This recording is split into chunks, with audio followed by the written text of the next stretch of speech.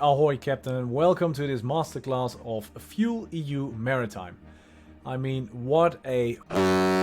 Really, in my almost 10 years tenure of sustainability advisor, I have not seen anything like FuelEU Maritime. So in this masterclass we will guide you through everything that we know and all that you need to know, plus we will showcase some case studies using our free to use calculators.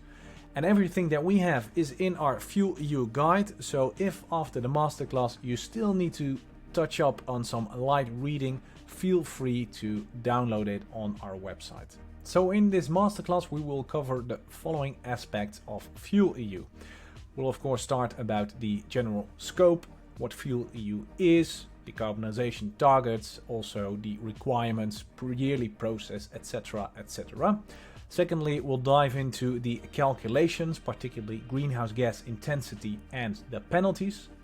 Thirdly, the fun part, we'll dive into costs and compliance, or how to not pay a penalty, hopefully, and we'll provide you some case studies on how to do so using shore power, wind-assisted propulsion, biofuels, and ultimately pooling as well. We'll give you as much guidance as we can without knowing what your ship type or ship generally is. And thirdly, we'll summarize everything using our regulator AI and the frequently asked questions that we now get on our platform. So all in all, it should cover all the basics and more of FuelEU Maritime. Before we start, however, a few disclaimers from our part. Firstly, we should have to say that this masterclass is comprehensive but not complete. We're just humans, we're also prone to make errors. We've seen that a lot of things are changing or not even certain at this point in time of making the FuelEU masterclass. So please bear with us, and if there's anything unclear, feel free to reach out. Secondly, it is ship type but not ship specific. We do not know your ship beforehand and we make quite some assumptions, especially in the case of voyages, ice class, shore power exceptions, etc. So always make sure to check for the latest regarding your ship in particular. And that also is a nice bridge to the fact that this regulation and regulations in general are subject to change, and FuelEU quite so. So make sure that you check the latest regulations with the one organization that is most important with regards to FuelEU, and that is your verifier. Always check with your verifier regarding plans that concern FuelEU. And that's also a nice bridge to the last thing. We are independent. We can give independent advice, independent of the suppliers that we work with, other ship owners that we also work with, but also verifiers. And the double-edged sword part is the fact that as we are independent, okay, nice advice, but ultimately we cannot give you that stamp of approval or the compliance document that you of course need in terms of FuelEU. So also there, please bear with us, and we have a nice solution for it. In case you have any questions, need clarifications or whatnot, you can always contact the help desk to make your life easier. That's our goal. We are here to help you save going through not only our own guides, of course, but also the tremendous amount of regulatory material brought from the EU and other verifiers, producers of knowledge, etc. So simply reach out to us, use the tools that we have in order to more quickly assess your situation, and if there's anything unclear or if you are in doubt, please reach out. So now, without further ado, let's dive into FuelEU, part 1, about the regulation in particular. We'd like to start with the bigger picture. What is FuelEU? No, why is FuelEU? Why is it important and what does it aim to do? Well, FuelEU, you guessed it, is part of the EU's Fit for 55 program to decarbonize the maritime industry and thus achieve their greenhouse gas emission targets. Ultimately, FuelEU aims for 80% reduction of greenhouse gas intensity for ships in 2050. We start with 2% reduction in 2025, which seems modest, but can already quite impactfully impact your operations. And then each 5 years, the greenhouse gas intensity targets are made more stringent. So it's going to be 6% 2030, minus 14.5 2035, 31 in 2040, and then 62%, as you can see here, in 2045 plus. These could be subject to change. They have already changed in the past. Each roughly 5 years there's an evaluation period. I believe the first one is coming up somewhere around 28, 29, but it's also very much dependent on which processes are adhered to in the political world. Hard for us to say. In any case, the 80% ultimate reduction target seems fixed.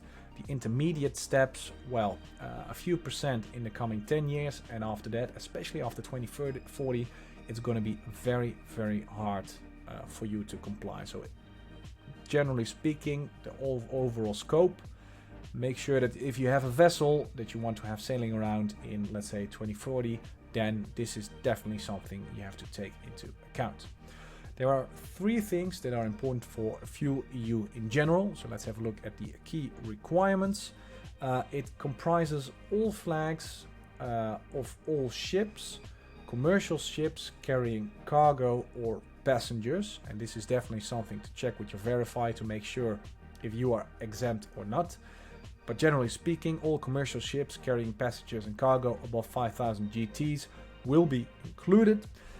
Quite some exemptions do exist, for instance warships, fishing ships, wooden ships, etc. Some ice class exemptions and some voyage exemptions are also present, so make sure to discuss with your verifier.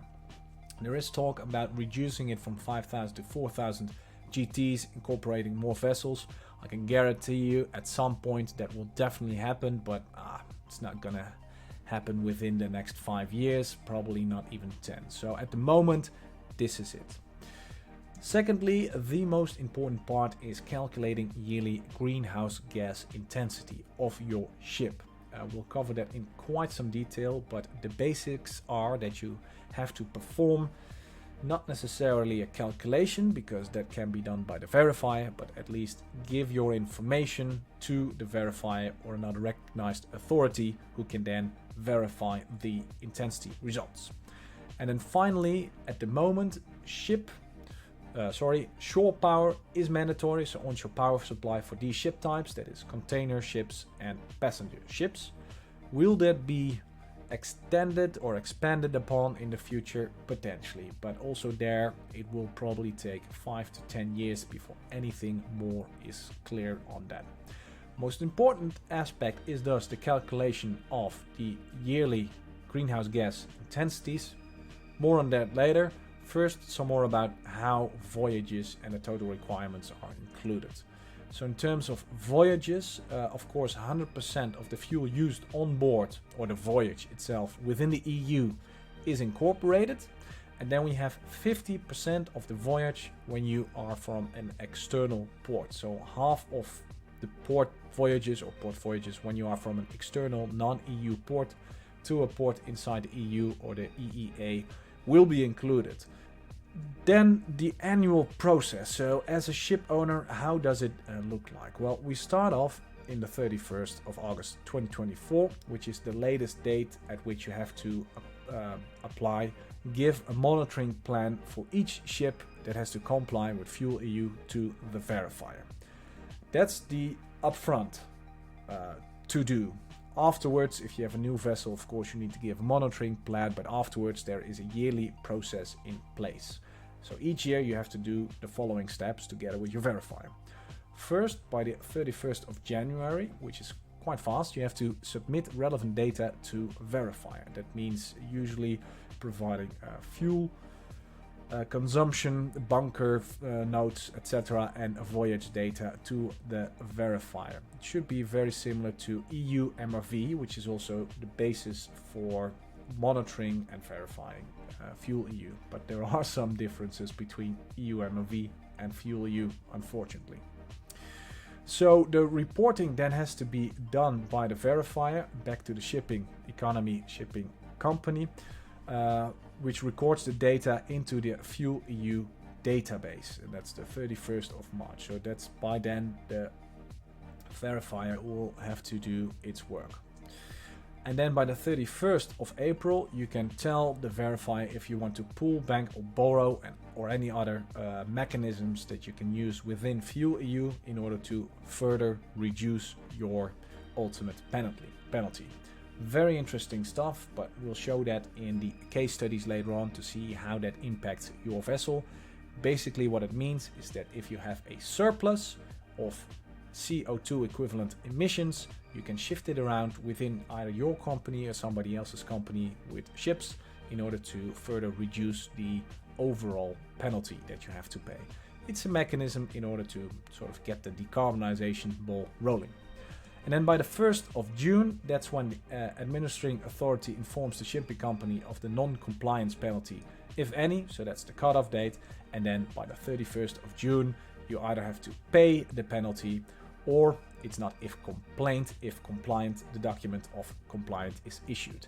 We speak a lot about penalties, but you have to understand that if you pay the penalty, you are compliant. So you could also say it's a compliancy bonus, or if it's a compliancy cost, but if you have to pay a penalty, you pay the penalty and then you are compliant. And there are mechanisms such as banking, borrowing and pooling in order to reduce the penalty as much as possible, but that is quite complicated to discuss beforehand. We really need to dive into detail on your ship specifically, which we'll do with quite some elaborate case studies at the end of the masterclass.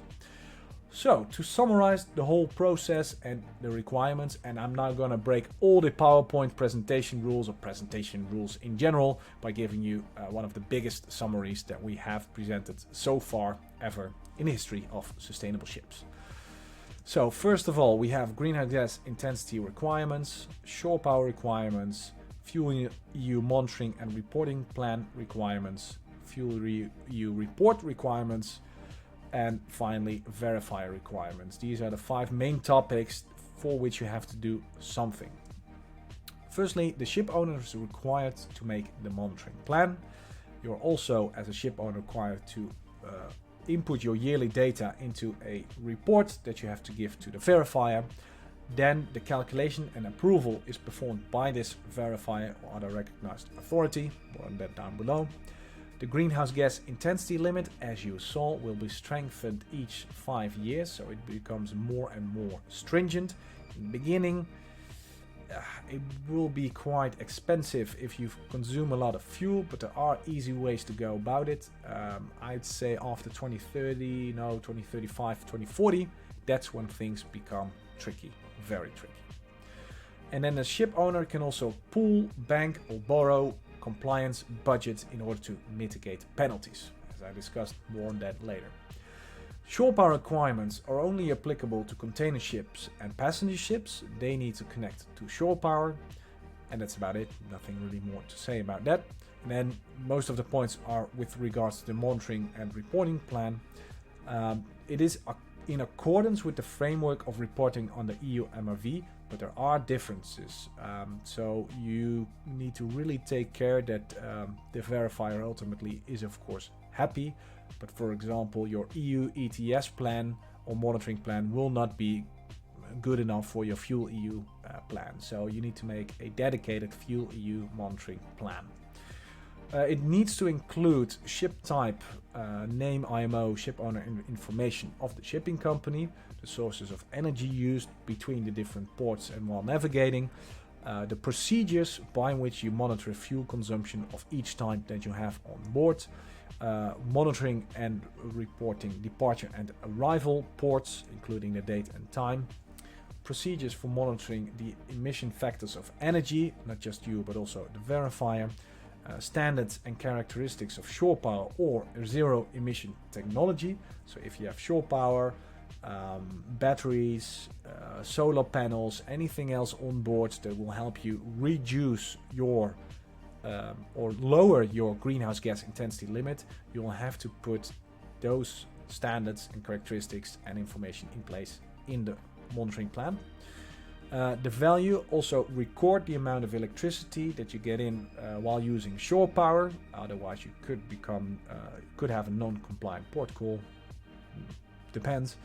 And of course it needs to be updated whenever it's required to be updated. Nothing really said about when or why, but shall be updated, and to assessed by verifier as appropriate. Usually it's only once, and if you make big changes in your fuel type, your zero emission technologies, or when the verifier says so, you need to update the monitoring plan. So the report itself, so we have the monitoring plan, and then we have the yearly report. And the yearly report is basically how much fuel you have consumed and where you have been and how what, so that you can make the calculations. So it should or has to include departure and arrival ports, date and time, the amount of fuel used while at berth and during these voyages, and the amount of electricity supplied to the ship using shore power or other zero emission technologies.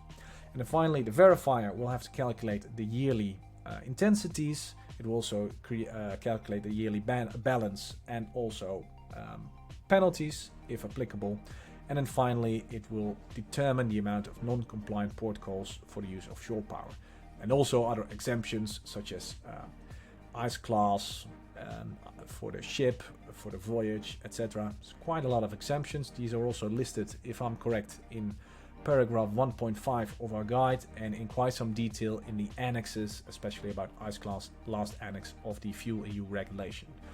But here you see us breaking all presentation rules, but I'd have to say this is mostly it with regards to FuelEU requirements. So you can read the regulation, but I definitely advise you to not do so and simply use either our tools, the regulator, to ask questions about the regulation itself.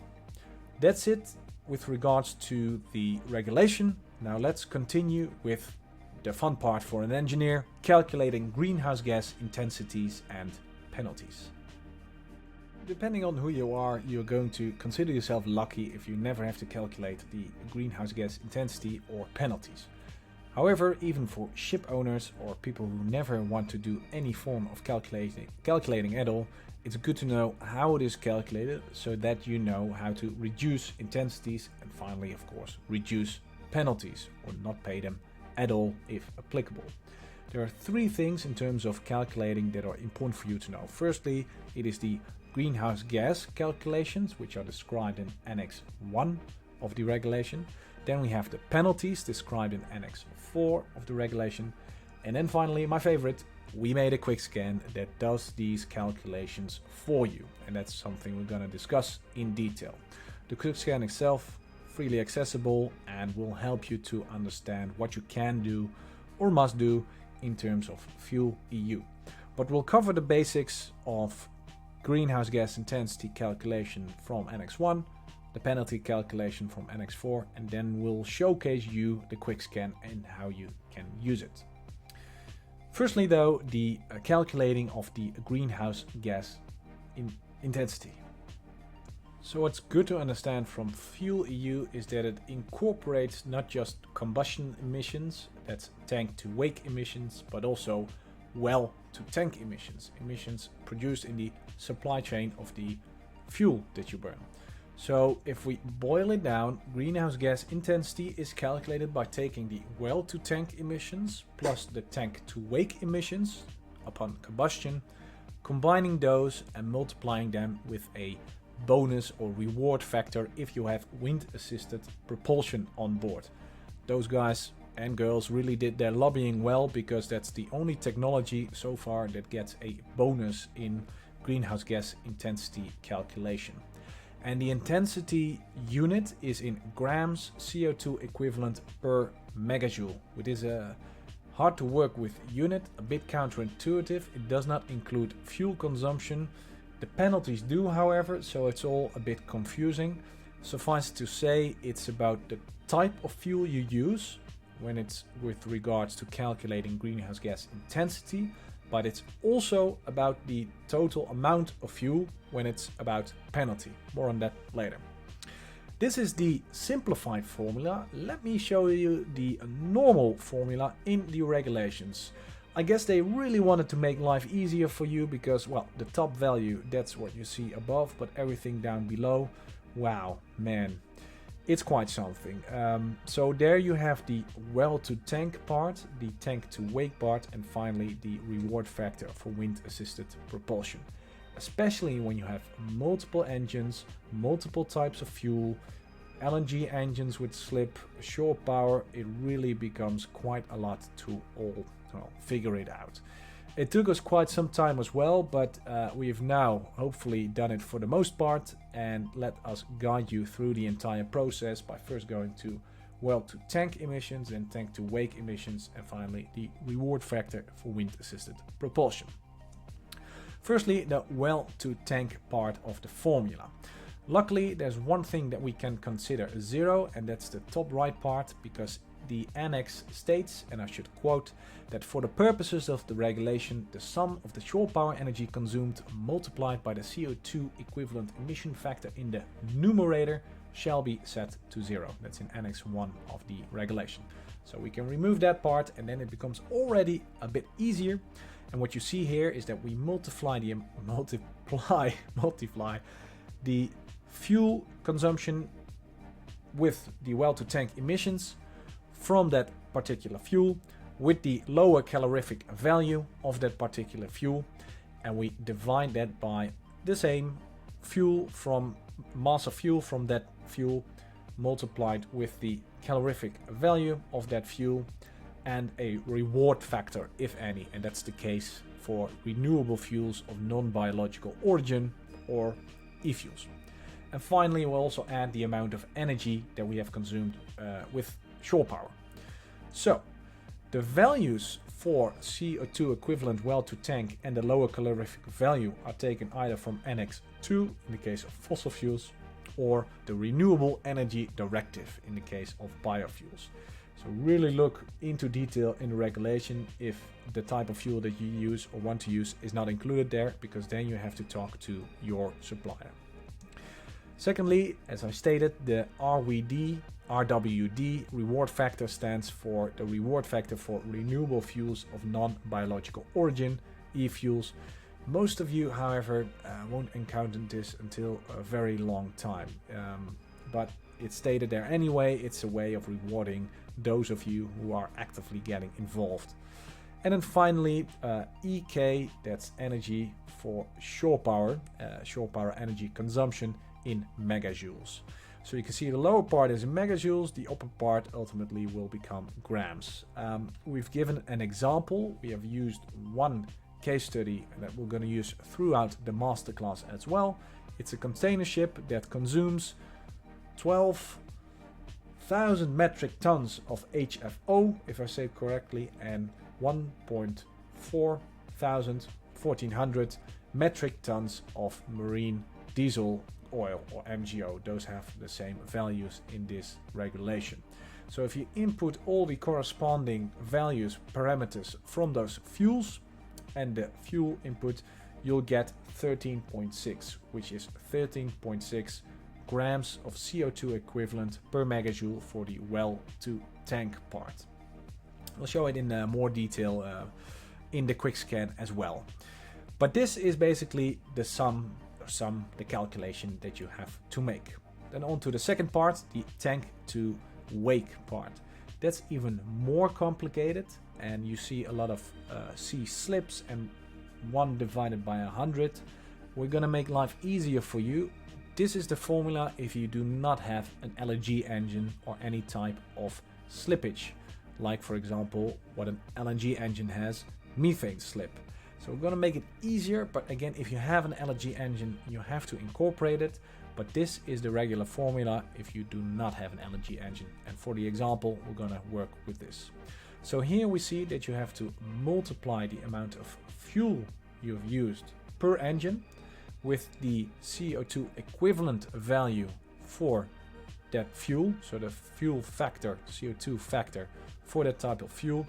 And of course also for the different types of fuel that you use. So you actually multiply all the fuels with all the emission factors in order to get the total amount of grams CO2 equivalent, and you divide it by the same amount of energy that you use on board, so that you again get grams CO2 equivalent in the numerator on top, and down below in the denominator you will get a megajoule or amount of energy used.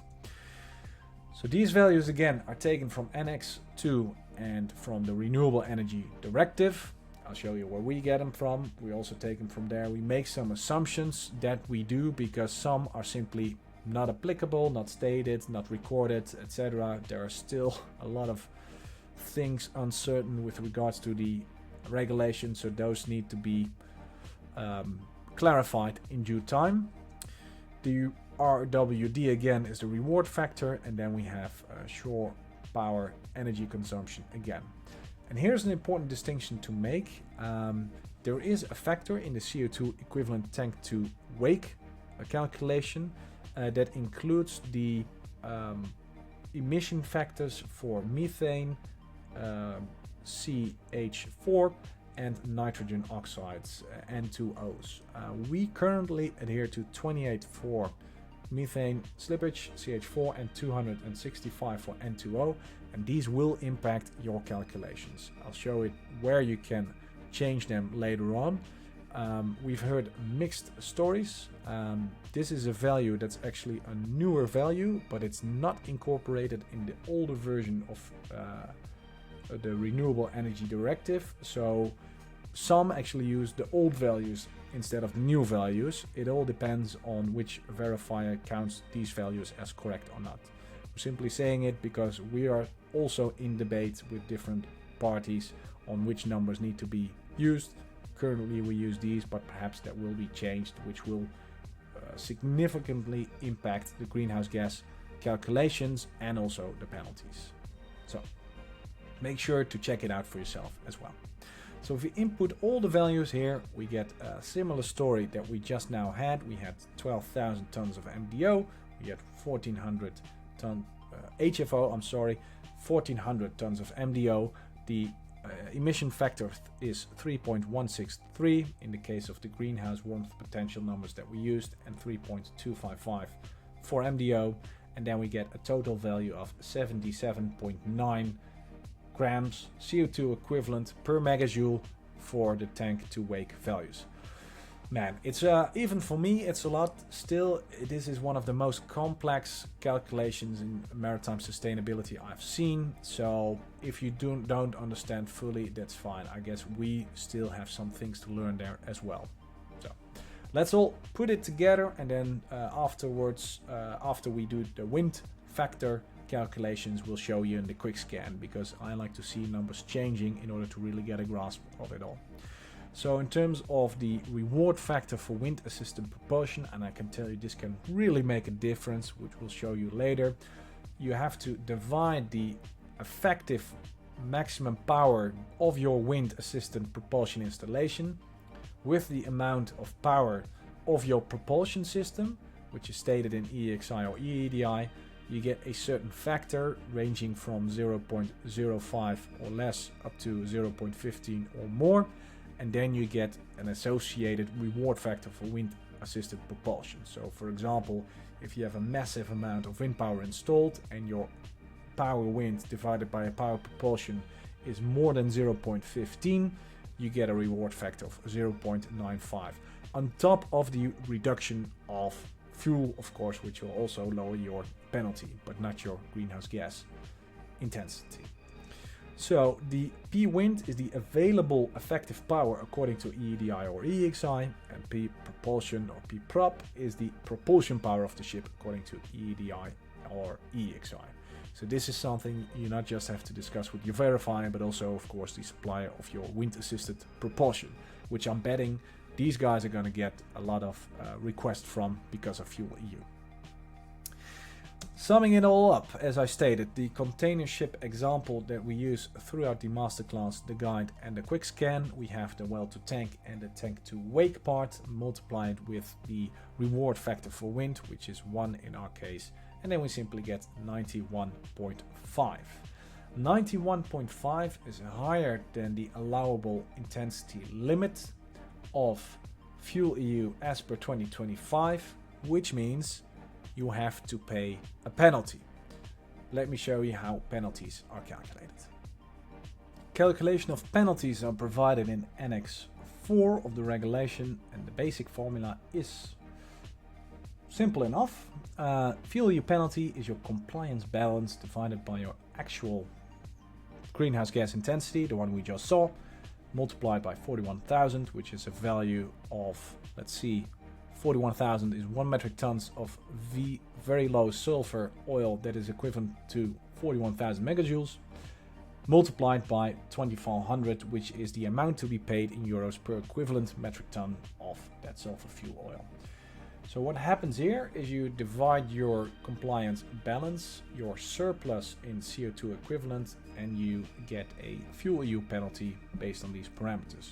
So the compliance balance is also stated in FuelEU. That's given here. That's your difference in your target per year. So in 2025 we have a target, 2030, 2035, etc. Minus your actual intensity that you have on a yearly basis, multiplied with the amount of energy of the fuels that you have used with their lower calorific value, so that you get the total energy used, plus if added the shore power energy used in your vessel. That's giving you the compliance balance. So here we have the formula combined. So we calculate it by using greenhouse gas intensity minus greenhouse gas intensity actual, so the target minus the actual, divided by the actual, multiplied by the energy consumed per fuel type. So this has to be done per fuel type, with multiplied by 2400 divided by 41,000, and that yields a specific amount of penalties. So if we again fill in these values with the benchmark example that we just saw, we get the example that we see here, and now it gets interesting. This is actually correct, yes. 753,617 euros given the numbers we provided for the first year of FuelEU. That's a penalty. After you pay it, of course, you are compliant, so it can also be seen as something akin to a fine. But of course, this is not fine. This is a lot of money. And there are a few things that we add on top of that penalty as well.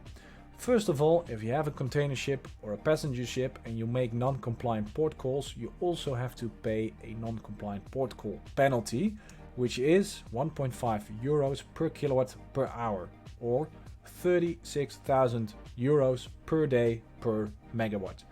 We do not take that into account when calculating the penalties. Also, there is a penalty multiplier. So if you have consecutive years, 2 or more, in which you have a deficit, so you are lower than your target, your penalty is multiplied by 1.1, then 1.2, then 1.3, etc., etc., etc. And that really starts to add up over a few years.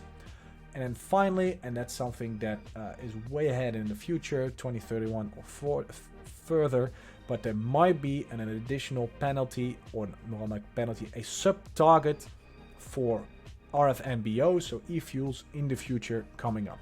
But that's something that nobody knows, so we are currently not taking that into account. We only take into account at the moment the consecutive years that will give you a multiplier in the penalty.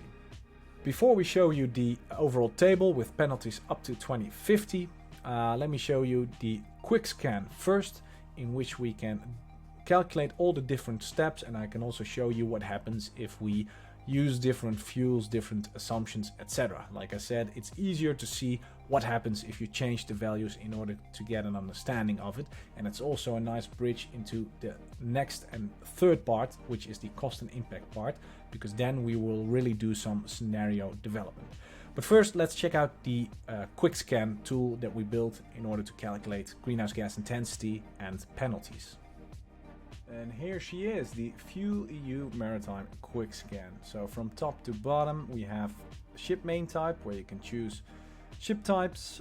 It pre-populates data, you can always change it later. So if we go to tanker, we get some pre-populated tanker information, and it also checks whether or not FuelEU is applicable to your ship type, a benchmark year that changes the greenhouse gas intensity target, and thus also your penalties. We're gonna stick to 2025. Time spent in EU, well, that's simply the amount of time, grossly speaking, you spend in the EU. We're gonna leave it at 100%. It's 50% if you're out of the EU to the EU, 100% inside EU, but you're not always sailing the full year in the EU, or not everyone, so you can change it to get an estimate. greenhouse gas intensity target, and the resulting penalties. And of course, detailed input calculations. Here you can change your input parameters. You can you can change some input detailed calculations, but this is mostly showing how we calculate everything, so you can cross-verify and double-check. And the yearly penalties tables also speak for itself. That we're going to cover mostly in the next part. And also the greenhouse gas intensity per fuel type gives you an estimate on what you can do. We're also going to discuss in the part after this, so feel free to skip. We're first going to see how the calculations work that we have just now seen. And here we can play around a bit and see how different input parameters actually change the different outcomes, penalties, intensities, etc. So what do? We have two different fuel inputs. We have main engine and auxiliary engine. You can also simply take one type of fuel that you can do by adjusting to 0, and then you get a different intensity as you see. Well, MDMO has a slightly better intensity than HFO, hence the differing results, but shouldn't matter too much. I think we had it at 1400. There we go. So if we change here, we can see, well, that shouldn't matter much. Here we go. If we change to MDO, we see that there is a difference of almost 300,000 euros. Yeah, that's quite a lot. LNG, medium speed, not too great. Slow speed, yeah, that's a lot better. So, and then we go to different types of biofuel, HVO. When we go to biofuels, that I'll cover in more detail later, you can see that you can also change the E value, that's the total amount of emissions as determined in the renewable energy directives for biofuels.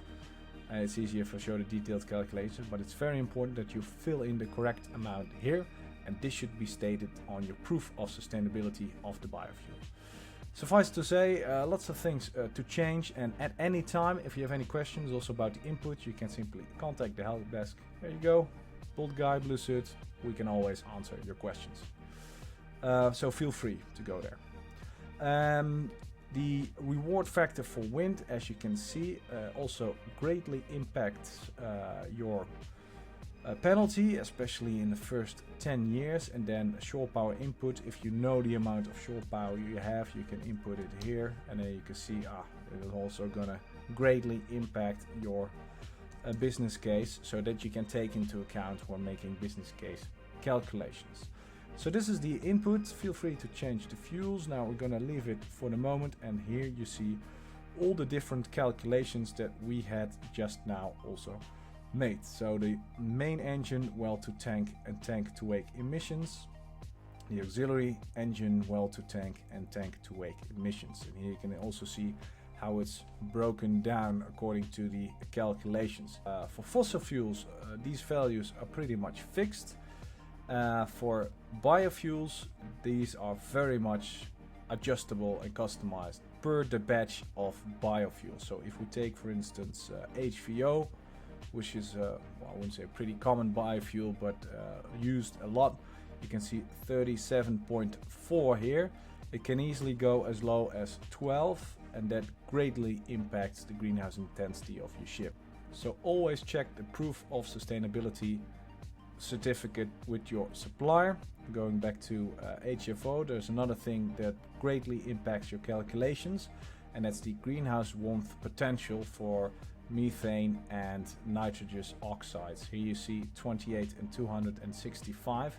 Now I've seen different numbers. The older versions of the Renewable Energy Directive, I believe they had 25 and 295, 285, but I keep mixing it up. But that will give you a very different intensity. Well, very different. It's only slightly different, but greatly impacts your penalty if you have a high fuel consumption. So take into account that these regulations change, these numbers can also change, so it's always, well, ultimately it's up to the verified to make sure it's correct, but if you're making plans and scenarios for the future, take these things into account. So these numbers will change, and especially when it comes to methane, if you have methane slip, this number is very important.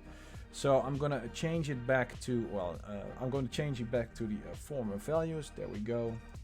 And then it should go back to a normal, or at least our base case. And here we see all the different calculations that we have done so far, and also some references to the annex, and you can always download the guide for more information. Everything's included here as per the latest version. And that is pretty much all I know about calculating FuelEU. So now let's dive into part 3, showing you more on the costs and impact of FuelEU Maritime and how to mitigate your penalty as much as possible.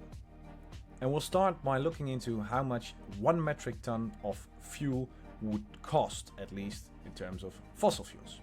So we've made an analysis and we've inputted 1 metric ton into the quick scan, or the FuelEU quick scan, and there we see that in 2025 the added costs are roughly 50 euros per metric ton in terms of penalty if you use regular fuels, regular fossil fuels. HFO is the highest, LFO slightly lower, and then finally we have MDO, which is almost 36 euros if I'm not mistaken.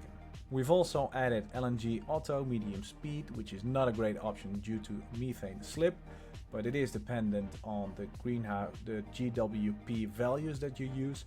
And as you can see, LNG diesel slow speed is better until 2040. That gives you no penalties until then, but afterwards they start racking up as well. So we see penalties going up to 700 euros per metric ton by 2040, which is quite a lot. Especially afterwards, they really become quite high. Let me show you. This is the table in which we made all the calculations for all the different fuels with the information that we now have. Please check, please cross-reference, ask us also about the assumptions we've made. Everything can be viewed in the guide as well, so you can recalculate what we've done. But these assumptions behind them, they can and are, well, I wouldn't say constantly, but are changing on a regular basis. Some values like methane slip for specific types of fuels, or I'd say especially for the renewable fuels of non-biological origin, are simply not known. So many assumptions we have made based on either physical properties or the minimum values or maximum values of other fuel types.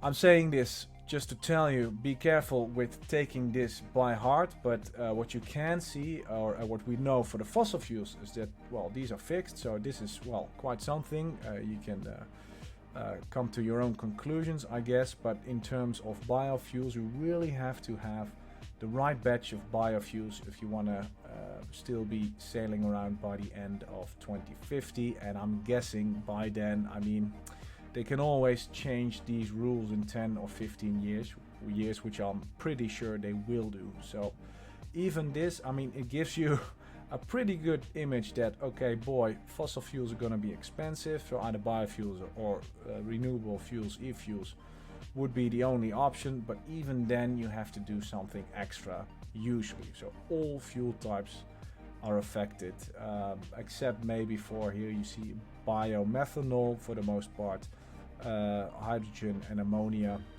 if made by if synthetically made, but these also have a reward factor of 2 included. So it's hard to really look 25 years ahead, but still with the current information, this is what you roughly get. And for the fossil fuels, again, it's fixed. So what does this mean for a vessel that consumes 12,000 metric tons and 14 of HFO and 1,400 tons of MDO? We get the following table.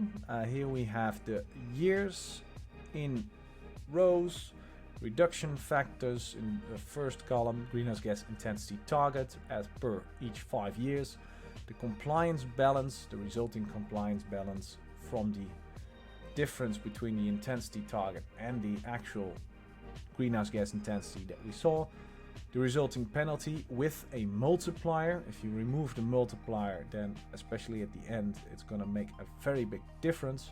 So even if in between you have 1 year in which you comply, that can really stack up in terms of not having that penalty multiplier.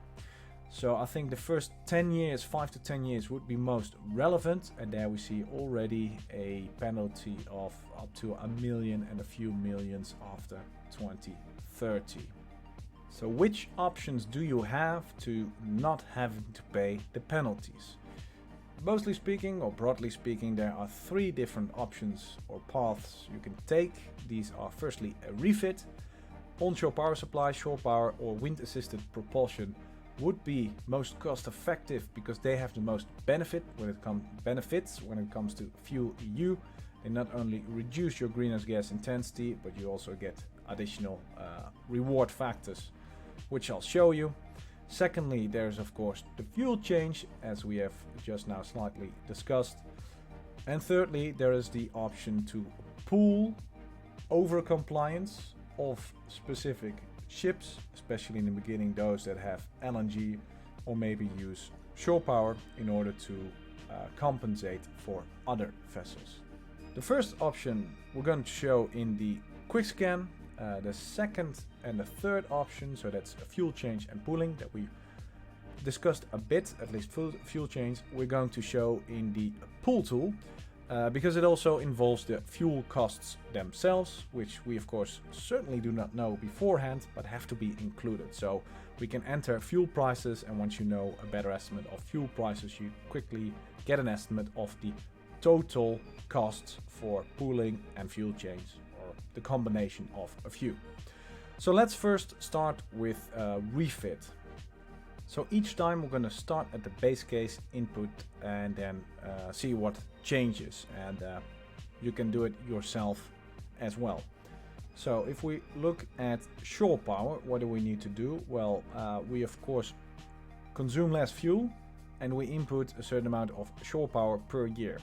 And let's see, because in the case study we did before, or we've done other times before, we had about 400 metric tons of reduction, and from the top of my head about 17 million joules of shore power input per year, in order to make sure that the total amount of energy consumed on board is roughly the same. That should roughly stay the same, of course. We want to still be doing the same things. And you've noticed that here our penalty is reduced to 0. That means our penalty for 5 years long, have been reduced to 0. So instead of paying 750 to almost close to $1 million per year, that saves us the entire amount of money for 5 consecutive years. And here you can clearly see that even though shore power for such a vessel would be a costly endeavor, probably gonna cost you, well, depending on what we see here, at least my guess is roughly $1 million or 300,000 per megawatts installed. But man, it saves you a lot of money. So you can quickly determine the amount of shore power you need in order to get to a penalty of 0. And let's see if we can actually find the threshold. We'll need a little bit more, not that much, but it's close. So let's see, 14 million. Oh, we're getting there. 13 million. No, I'm guessing at least 12. Oh, 23 million is too much. 12 million. Yeah. So here you can actually find out how much shore power you need in order to get your actual intensity lower than the target, in order to not having to pay that enormous fine for that amount of time. And then you can quickly make a business case. So refitting for shore power should save you 5 years, probably not much more than that, but it really depends on your case. And we know by now that, for instance, solar panels and other types of zero emission technology that provide electricity on board can be incorporated here. Please speak to your verifier, because we've only heard from one verifier so far, and there could be exemptions, or, well, we don't know all the particulars of your ship. But if you can take that into account with your zero emission technology, it's definitely worthwhile. So that's it with regards to shore power. Now going back, or not going back, going forward to wind power. Wind assisted propulsion for these types of vessels, well, you need a lot of wind assisted propulsion in order to get your reward factor high enough, because we can easily determine how much we need in order to lower our, there we go, intensity. We need at least 3% of our total propulsion in wind assisted propulsion, that's the maximum power delivered by the system, in order to get a reward factor of 0.97.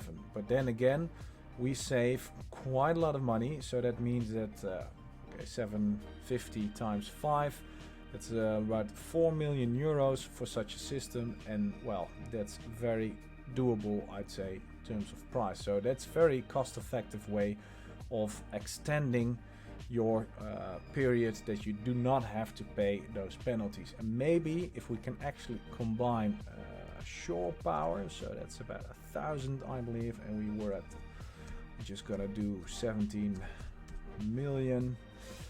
We need a little bit more in order to, let's see, compensate further. You see we are close, but if we, yeah, there we go. If we have more shore power or maybe solar panels or whatnot, we can actually extend up to 10 years using wind assisted propulsion and shore power alone. Afterwards, well, we definitely have to do something else, I can tell you, and that is a fuel change, or at least maybe some other refits that can help out as well. But as you see, that only extends the first period. After 2035, 2040, it is going to be really tough to not do something without a fuel change. So let me show you which options can be done. In the quick scan, there's the option to go to show greenhouse gas intensity per fuel type. And I've mentioned a few things a lot of times before, but here we have an overview of all the fuels described in FuelEU Maritime. Not all the fuels. We've already had people asking the help desk with fuels that are not in here. But almost, well, all the fuels, pretty much all the fossil fuels, and also lots of the biofuels here. And how does it work from top to bottom? Because now it gets really technical. If we choose a different fuel type, for instance, here now we have ethanol. I'm gonna go for HVO, one of my favorites. You see some things changing there. What's happening? In the Renewable Energy Directive, multiple biofuel pathways are described that each lead to a different emission in its life cycle. Biofuels are grown, they absorb CO2, then they are burned, so CO2 is released. But different ways of making that biofuel lead to different total emission footprints. So hydrotreated vegetable oil from rapeseed has a total emission footprint in the entire process of 45.8 grams CO2 equivalent per megajoule. But if we choose hydrotreated oil from animal fats from rendering, then it goes to 16. And then immediately we see here we can extend with the current information our lifetime of the vessel up to 2050. I wanted to say without doing anything. You have to pay a lot of money, but you can extend your lifetime with regards to FuelEU. So that's explained a bit here and in very much detail in the guide. So do some light reading and find it out. But basically what it means is that if you have a biofuel, you can choose a biofuel pathway and then automatically it is adjusted here.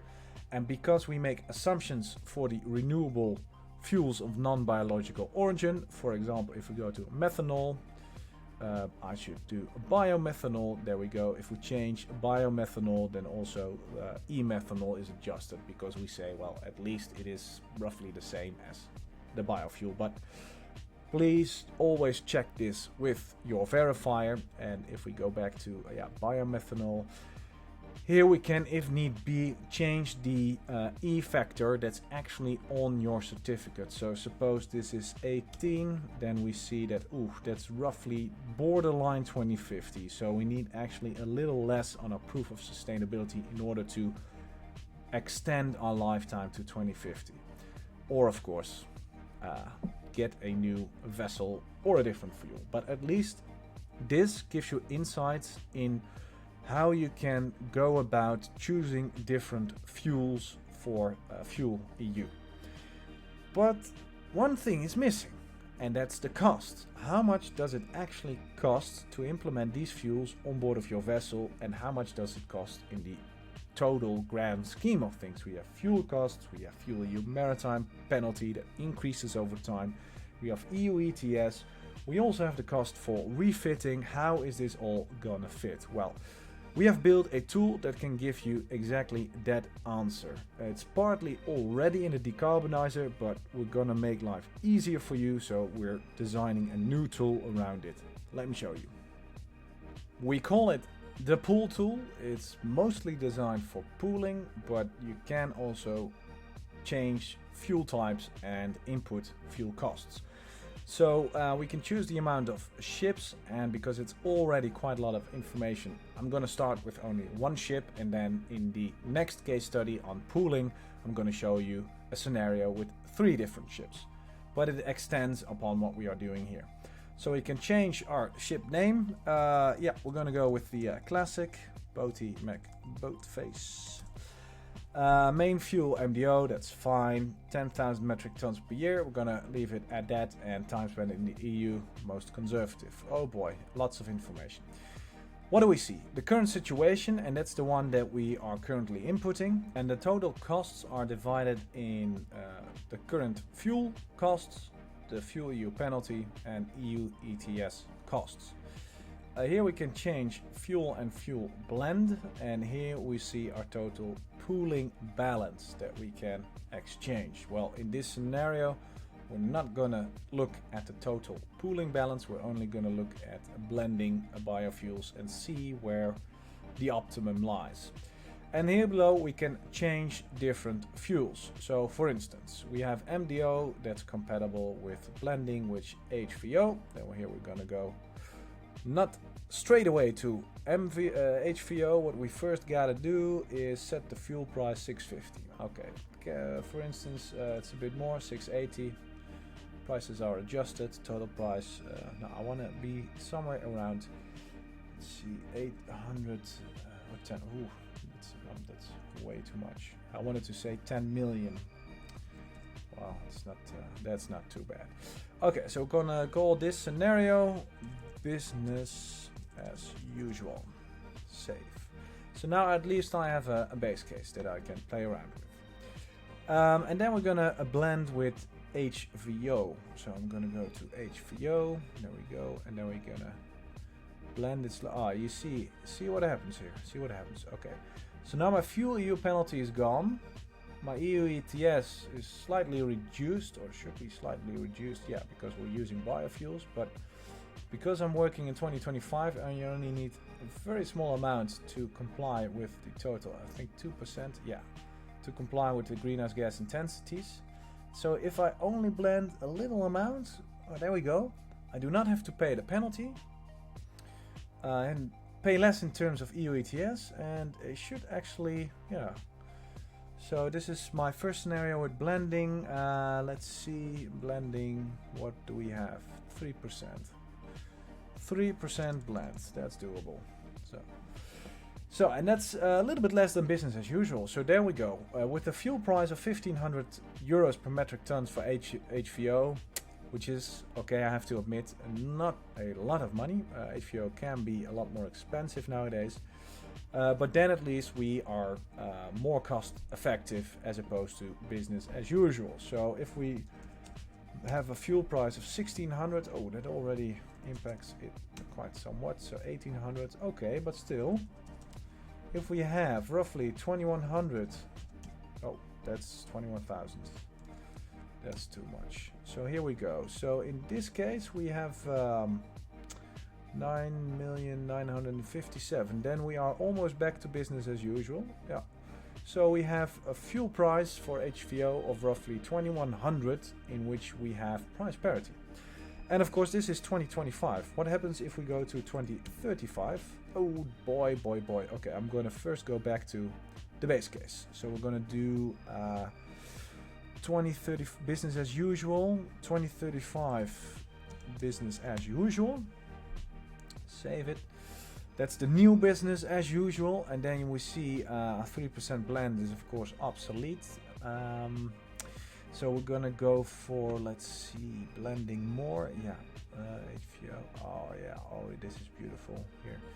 You can automatically see that there is an optimum blend, and then once we have more, yeah, so we can blend. Well, why would we blend so much?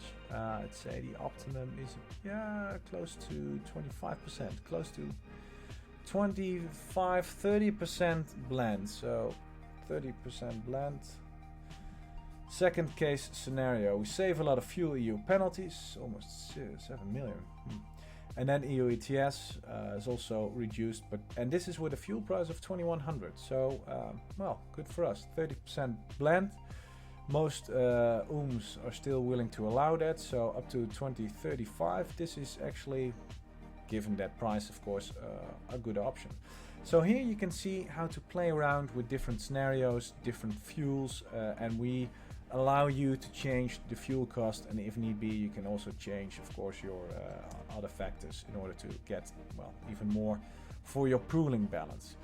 So that's it for biofuels, and now for the crown on our achievement, we're gonna do multiple ships with biofuels and a play around, see how we can make business cases and scenario. Let's go. But first, briefly, what is pooling? We're really excited to dive into the next part where we show it in more detail in the case study. But for now, simply the pooling aspect, the pooling explained in more detail.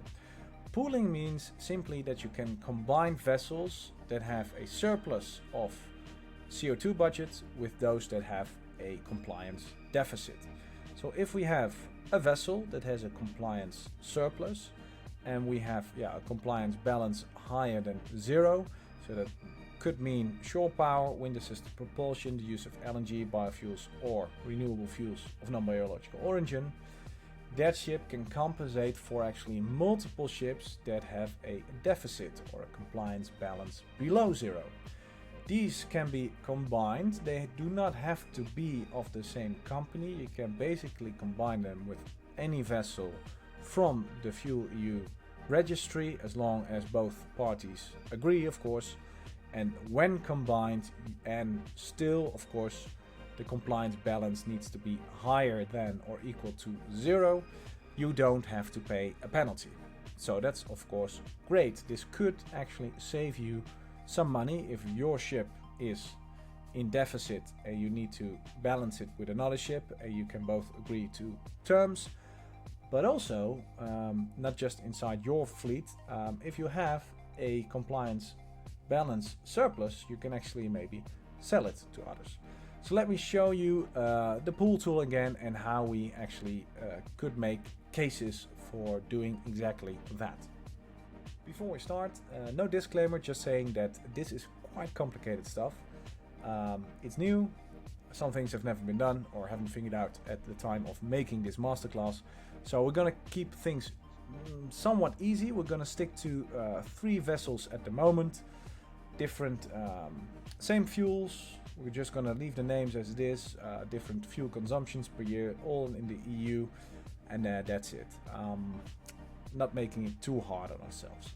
So here we have the base case. Again, the total costs divided in fuel penalty and, of course, EU ETS, the different ships and blend ratios. Here, that's where the magic happens. And then finally the different fuel types. So first thing we're gonna do is we're gonna go to 2035 again, because in the first 10 years the reduction factor is 2 and 6%, and the differences are less pronounced. Here you can see that the total penalty for all these ships is becoming quite something. It's getting close to actually the fuel costs that we just now saw. So we're gonna, here's scenario, business as usual, save it. That's our business as usual. Now the first case is for me, I'm gonna again go for HVO because I know that blends well with MDO, MGO. I'm gonna add a little bit to the fuel price, and then I'm gonna blend, baby. I'm gonna go for one ship, blend as much as possible in that ship, and then see if I can add some of the balance to another balance. But we can only do that when we have a total pool surplus, or that all the vessels combined need to have a surplus. So the balance of all vessels combined needs to be positive. So first we gotta do is I take again the vessel with the biggest fuel amount, and let's see, pool surplus. Ooh, I gotta it's already quite a lot. Yeah, pools, there we go. Okay, well, in this case you see, okay, my penalties being reduced. Full price, I'm not too happy, but okay, we're just gonna go for this. I have 3,586 metric ton CO2 equivalent that we can use to balance. Right, 3,586. Oh, okay, so I can actually use that surplus in order to balance out my other ships. Okay, that's good. That saves me a lot of penalty, FuelEU penalty. Still some penalty left. That's too bad. Maybe I can, okay, we'll just go for it. Okay, so 700, let's see, I gotta do it again. 4,335. There we go, 0. And we have some left, so 1,730. Okay, so in this case, I'm still saving money, because even with the high fuel price for HVO, yeah, well, we're still saving money compared to the business as usual case. So I'm gonna go for saving the scenario, HVO 2035, pool, save. What if, in this case, we do not have an HVO with hydrotreated vegetable oil from a rapeseed, but we're gonna go for the lower one, animal fats. Ooh, that gives us a lot more surplus, even so much that we can actually reduce the amount of blending that we do. So let's go back to this scenario. First, reduce the amount of blending. Oh, we need some to still be able to give to the others. So here we have 4,335, and we have 2,613 left. Oh, that's better. So this actually gives us a lot more surplus for us to work with. And as you can see, current saves off, well, I should include those numbers here as well, but definitely is a few million, 30 and then 25. Well, there you go. These are still estimates, and as you can see, we're working on making them better for you. We're also working on getting them automated, but for now we need your feedback and your input, and get ourselves and you working with it more. So let us know what helps and what doesn't, and how we can make your life easier in order to also improve on this specific tool. And that really concludes everything there is to know about FuelEU, at least what we can show you now. It's calculating costs and penalty, mitigation via shore power, winter system propulsion refits, fuel changes, and finally pooling. And there's only one thing left to show you, and that's the frequently asked questions that we get and how our regulator AI can help you save time. So frequently asked questions are all the way at the bottom. If you scroll down on our FuelEU site, there we go. We have listed the most frequently asked questions. So I'm not gonna read them out for you. You can look them up in your own time.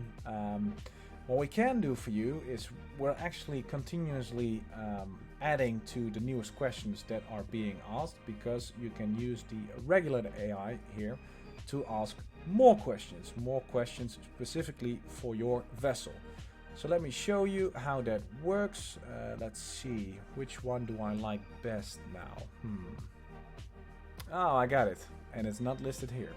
It's actually, what is the well to tank equivalent CO2 factor, well to tank, yeah, of biofuels when it comes to FuelEU.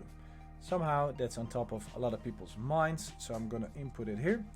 What is the CO2 equivalent of well to tank for RFMBOs? Okay, RFMBOs. I thought it was biofuels, but we're just gonna ask RFMBOs and see what it does. We've seen it before, lots of them are not yet known, so I'm curious to see how the regulator goes about it. There we go, not in the content is not explicitly detailed in the retrieved documents. That is actually correct. Alright, so I know that for a fact in Annex 4, let me show you. Here we go, Annex 2, oh Annex 2, yeah. So you have to look up the well-to-tank for the renewable fuels of non-biological origin. There we go. Well-to-tank, NA, lots of them not known. Reference to directive, I know that is the Renewable Energy Directive. Well, if that's the case, oh boy, speak to your supplier of the fuel, because they are the ones that have to provide the burden of proof of sustainability, and the calculating methodology is supplied in the Renewable Energy Directive. So that's how you should go about. Let's start one more for biofuels regarding calculation for FuelEU. There we go. I'm also now again curious. I'm not only curious because we are building the regulator and not always we get the right answer, but here it's gonna, okay, so this is actually correct, laid down in Renewable Energy Directive, and there we also see that we need to adjust the total fuel footprint that we have seen with the factor. This is hard for him to explain, but it is also in our guide, but also in the regulation. So I've just downloaded it. Here we go. If you scroll down a little bit lower here, for liquid biofuels, the default volumes shall be calculated by using the values of E, blah, blah, blah. Again, the light reading. So as you've noticed, first step, check the website for the most frequently asked questions. If we notice a lot of people ask them via the regulator, we'll hopefully get an answer for you here. And if not, you can always simply go back, contact the help desk and ask a human. That's me in most cases for this question. As you see, we're now populating it with a lot of FuelEU data, so it's getting the hang of it. But again, feel free to reach out if it's not giving you the answer you need. And that's it with regards to the frequently asked questions. Only one more thing left to show you, and that is actually our guide on the website. Here you go. This guide we have made, it's actually pretty small, so let me open it up for you. This guide is made specifically to give you all the answers that we have in terms of FuelEU. All the calculation steps are included, the requirements in more detail. This is also what we use to feed the regulator. All the different calculations are shown here with examples. So this is basically our go-to Bible when it comes to FuelEU, and each time we get more information, we're going to include it here from time to time. So make sure to check out the latest update from time to time if you are in need for some more guidance on FuelEU. It can be readily downloaded by simply clicking here on the download guide. There we go. And then you have it. That's it. And this is the video that you're seeing now. So if you're watching this video, you've probably already found this. At least I hope. If not, again, contact help desk. Oh man, that's it. Aren't you glad that's over? What a journey. If you still stuck with us, with me in particular, I'm grateful, really. As you might have noticed from time to time, our goal is to make your life easier. We keep saying it, but we do need your help in order to know what actually makes your life easier. So without sounding repetitive, I hope, feel free to contact the help desk anytime to get more help and guidance on FuelEU. Thanks for your attention and have a great day.